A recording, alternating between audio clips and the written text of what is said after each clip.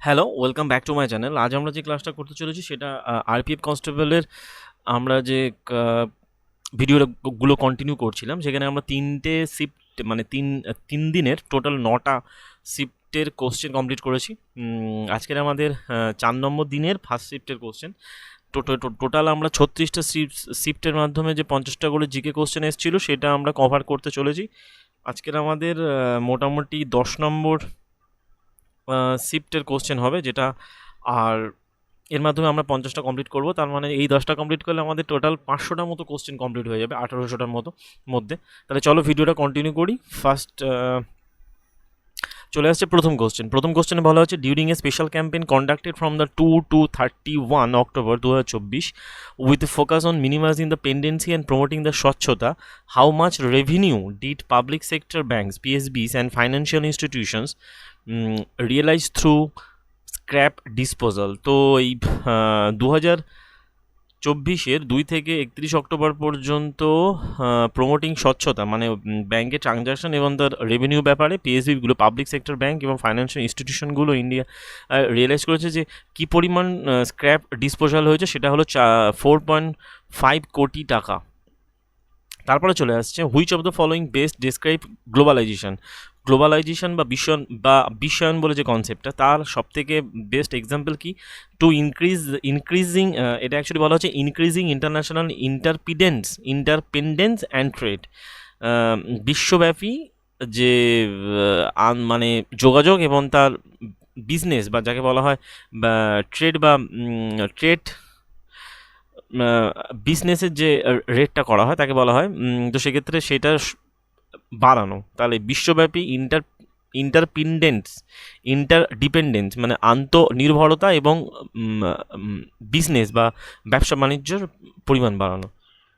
৩ নম্বরে বলা হচ্ছে, who among the following is not recipient of prestigious Bharat Ratna award of the ২০২৪।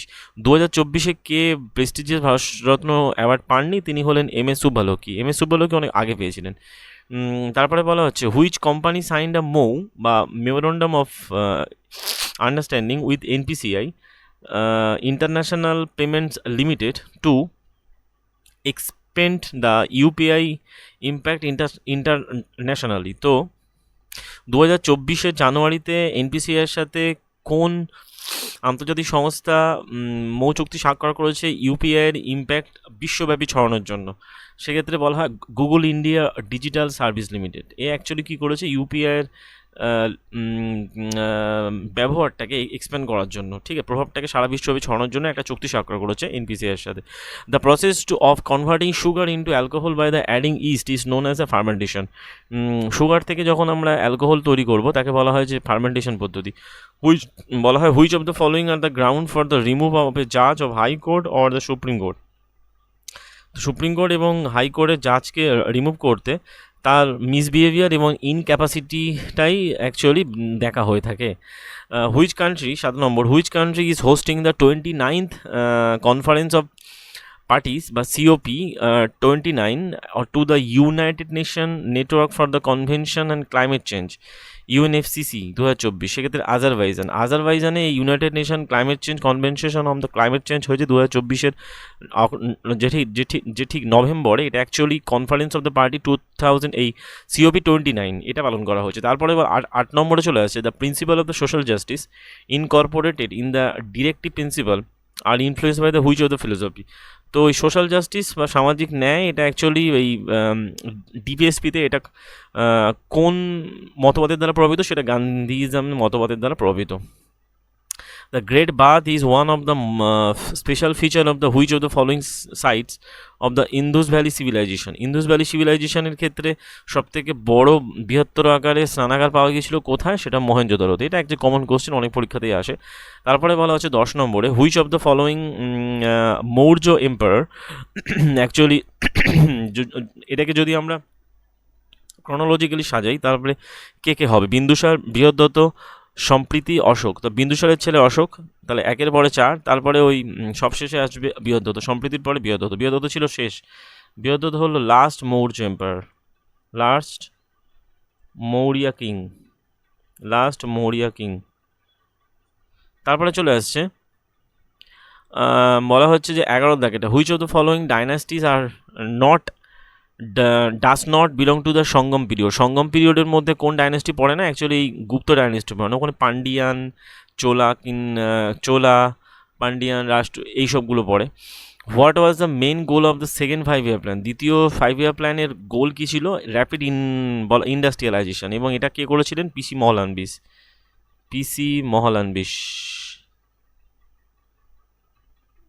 Mahalanobis.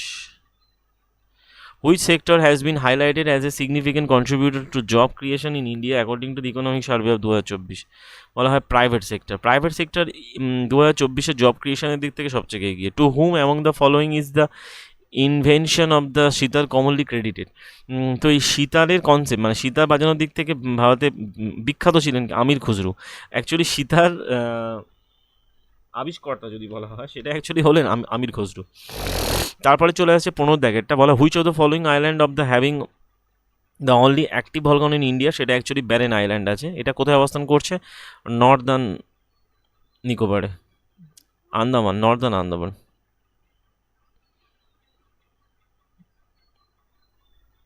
ষোলো দাগেরটা বলা হচ্ছে what is the main function of the leukocyte in the human body? তো মানুষের দেহে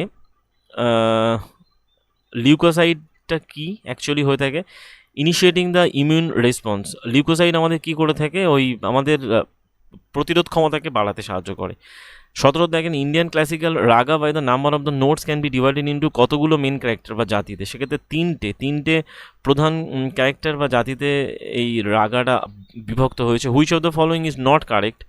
classification of the deductive principal of the state policy, DPSP ক্ষেত্রে not correct. Actually ডিপিএসপিতে গান্ধিয়ান থাকলেও, গান্ধিয়ান এবং সোশ্যালিজম নীতি থাকলেও নেহেরু প্রিন্সিপাল কিন্তু এতে ছিল না। তারপরে চলে আসছে 19 দেখাতে, which of the following cities was the ওয়াশ মানে water sanitation and hygiene conference held 17 থেকে 19 সেপ্টেম্বর পর্যন্ত? বলা হয় নিউ দিল্লি। এটা অ্যাকচুয়ালি ভালো একটা কোশ্চেন, যেটা অ্যাকচুয়ালি সেপ্টেম্বরে হয়েছিল। ওয়াশ বলা হয়েছে যে following city was international water sanitation and hygiene conference. এটা হেল্ড হয়েছে কোথায়? নিউ দিল্লিতে হয়েছে। কবে? 17 থেকে 19 September. Which ministry and national stock exchange of India NSE signed A memorandum of the understanding two facilitate capital market access MSME 2024 29 July? তো সেক্ষেত্রে ওই ন্যাশনাল স্টক এক্সচেঞ্জের সাথে মেমোরান্ডাম চুক্তি স্বাক্ষর করেছে মিনিস্ট্রি অফ দ্য ডিফেন্স MSMEর জন্য, টু অ্যাক্সেস দ্য MSME। ঠিক আছে, তারপরে চলে আসছে the velocity of the object at time T1 is V1, at time T2 becomes V2। The average acceleration মানেই আমরা জানি বেগের পরিবর্তন, তাহলে বেগের পরিবর্তনের হার। তো অ্যাক্সেলারেশন ইজ ইকুয়াল টু কী হয়? V2 minus V1 by T2 minus T1। যেখানে যদি ভ্যালু দেওয়া থাকে জাস্ট এই ফর্মুলা যেটি পুট করে দিলেই অ্যান্সার বেরিয়ে যাবে। তারপরে চলে আসছে 22 দাগেরটা, which of the following tribes is primarily found in the Andaman Nicobar? Andaman নিকোবরে পাওয়া যায় কোনটা? সম্পেন উপজাতি। তারপরে বলা হচ্ছে which organisation promotes rural development and self employment in India? তাই সেটা হলো কি নাবার্ড। তারপরে চলে আসছে which of the following amendment act was Article 21A inserted the Indian Constitution? Actually 86 অ্যামেন্ডমেন্টের মাধ্যমে আর্টিকেল 21(1) অ্যাড করা হয়েছে 2002-তে হয় এটা, যেখানে বলা হয় 6 থেকে 14 বছর সমস্ত শিশুদেরকে শিক্ষা দিতে হবে, প্রাথমিক শিক্ষাটা দিতে হবে। ঠিক আছে, চিলড্রেন্স। তারপরে চলে আসছে 2024 June, the government of India launch MSME team. 24 June launch করেছে MSME team, which aims to facilitate dash micro and small. বলা হয়েছে যে 5 লাখ মাইক্রো এবং small enterprises for open network for digital commerce. ঠিক আছে, তারপরে চলে 26-এরটা, what was the role of the public sector of in India's industrial development from 1947 to 1991? 1947 থেকে 1941 পর্যন্ত বলতো পাবলিক সেক্টর ইন্ডাস্ট্রিয়াল ডেভেলপমেন্ট কী কাজ ছিল? টু ডোমিনেট দ্য কি industries and infrastructure. In June 2024, Mohan Charan Majhi was appointed as Chief Minister of Odisha. Which party does he belong to? তো তিনি actually উড়িষ্যার মুখ্যমন্ত্রী হয়েছেন। তিনি কোন পার্টিতে বিলংস করছেন? মোহন চরণ মাঝি, তিনি হচ্ছে ভারতীয় জনতা পার্টি বা BJP. Recombinant protein often seen in the news are dash proteins. বলতে হবে যে রিকম্বিনেন্ট প্রোটিনটা ব্যাপারটা কি, যেটা বর্তমানে দেখা গিয়েছে এটা এক ধরনের প্রোটিন যেটা অ্যাকচুয়ালি কী করে, ট্রান্সজিন, যেটা actually synthesis by the transgene in the host cell by the ডিএনএকে হোস্ট করে থাকে। ঠিক আছে, রিকম্বিনেন্ট ডিএনএ, এই মানে রিকম্বিনেন্ট বলা হয় প্রোটিন। আর ডিএনএ মানে হলো রাইবোজোমাল ডিএনএকে অ্যাকচুয়ালি হোল্ড করে, মানে এই হোস্ট সেলে ট্রান্সফার করে থাকে, ট্রান্সজিন থাকে এখানে। Protein synthesise by the transgene in the host cell by, তো এই ট্রান্সজিনটাকে সিনথেসাইজ করে যার host cell by the DNA টেকনোলজির মাধ্যমে। Which of the following article of the Indian constitution explicitly prohibit the state from the making any law of the violate fundamental rights? Article 13। তারপরে চলে আসছে which type of the RNA transport genetic information from the DNA in the nucleus to the ribosome in the cytoplasm where it direct protein synthesis. তো RNA transport genetic information, আরএনএর মাধ্যমে genetic information ডিএনএতে transfer হয়, ঠিক আছে, নিউক্লিয়াসে DNA transfer হয় to the ribosome in the সাইটোপ্লাজমে থাকা রাইবোজোমের মাধ্যমে, হোয়ার ইট direct protein synthesis. সেটা অ্যাকচুয়ালি কী থাকে, সেটা ওই ম্যাসেঞ্জার আরএনএর মাধ্যমে, এই ম্যাসেঞ্জার আরএনএর মাধ্যমে জেনেটিক সংকেতটা ডিএনএতে ট্রান্সফার হয়। তারপরে বলা হচ্ছে in August 2024 India's drug regulator approve Siemens Healthineers to manufacture testing kits for mpox. What is the does এমপক্সের জন্য এম ফর দ্য মাঙ্কিপক্সের জন্য সিমেন অ্যাপ্রুভাল বলতে হবে যে ম্যানুফ্যাকচার করেছে এক ধরনের ড্রাগ কোম্পানি, মানে ওষুধ কোম্পানি, যারা ওই ভ্যাকসিনটাকে তৈরি করেছে এমপক্সের জন্য। তারপরে চলে আসছে 32 which of the following month does an easterly jet steam flow over the southern part of the peninsula? ভারতের উপকূলীয় দ্বীপের দক্ষিণ পার্টে এক্সটার্লি মানে পূর্বগামী যে জেট প্রবাহটা ঘটে সেটা অ্যাকচুয়ালি কোন সময় হয়? জুন মাসে হয় এবং স্পিড থাকে 90 কিলোমিটার পার ঘন্টা। 86 অ্যামেন্ডমেন্টের মাধ্যমে কনস্টিটিউশনে added the right to education of the constitution article 21। একই কোশ্চেন এসছে, ঠিক দুটোভাবে এসছে, এবং এটা 2002 সালে হয়েছিল। 6 থেকে 14 বছর শিশুদের জন্য শিক্ষা।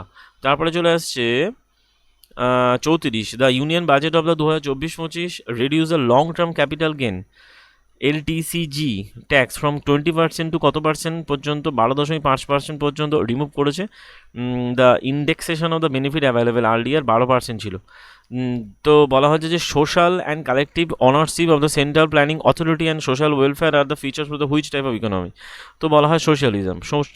তো সোশ্যাল অর কালেকটিভ অনারশিপ, যে ওই কালেকটিভ অনারশিপ থাকবে না, সেন্ট্রাল প্ল্যানিং অথরিটি এবং social welfare are the features, এইগুলো থাকবে অ্যাকচুয়ালি কি, যে ব্যক্তিগত মালিকানা থাকবে না। এরকম ব্যাপার স্যাপার কোন চিন্তা ভাবনা দেখতে পাওয়া যায়? বলা হয় যে সোশ্যালিজমে দেখতে। Which of the following act transfer the power from the British East India Company to the British crown in India? বলা হয় government of India act 1858।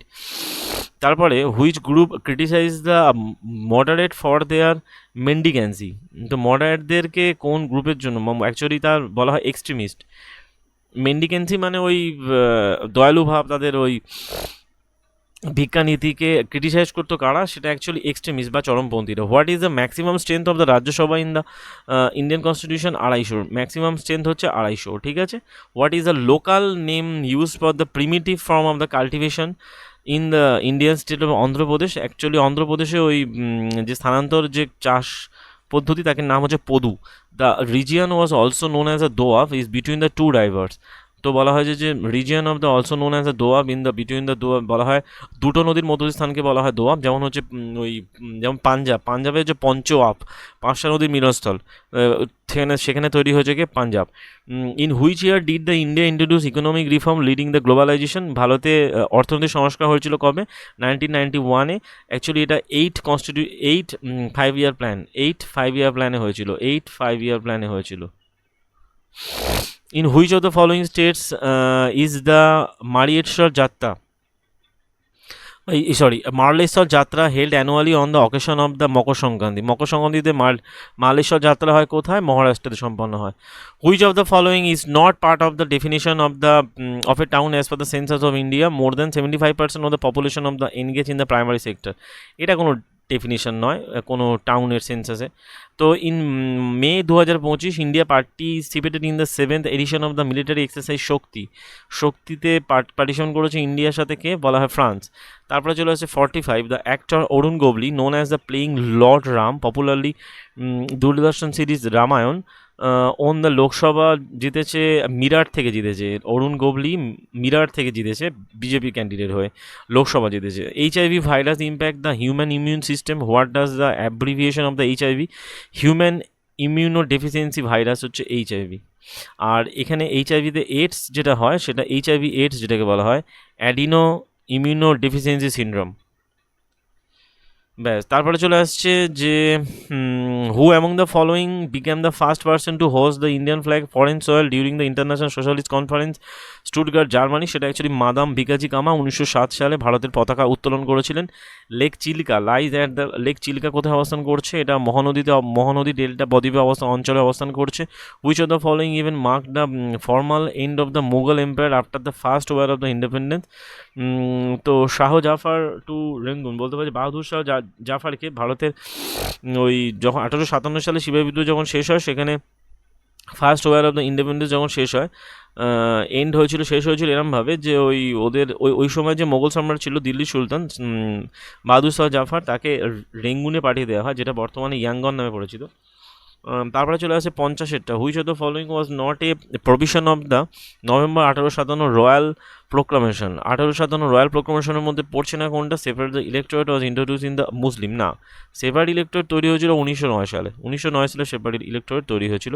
Government of India act 1909 সালে, ঠিক আছে, 1909 সালে তৈরি হয়েছে। এবার যাই হোক, তো মোটামুটি আমরা আমাদের 4 নম্বর দিনের ফার্স্ট শিফট অর্থাৎ 10 নম্বর শিফট কমপ্লিট করলাম। আগে তো আমাদের 3 দিনের টোটাল 9টা কমপ্লিট হয়েছে।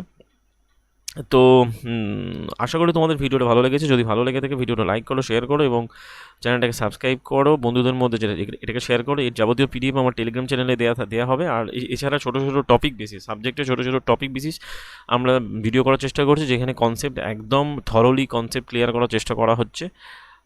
সেগুলো তোমরা দেখতে থাকো।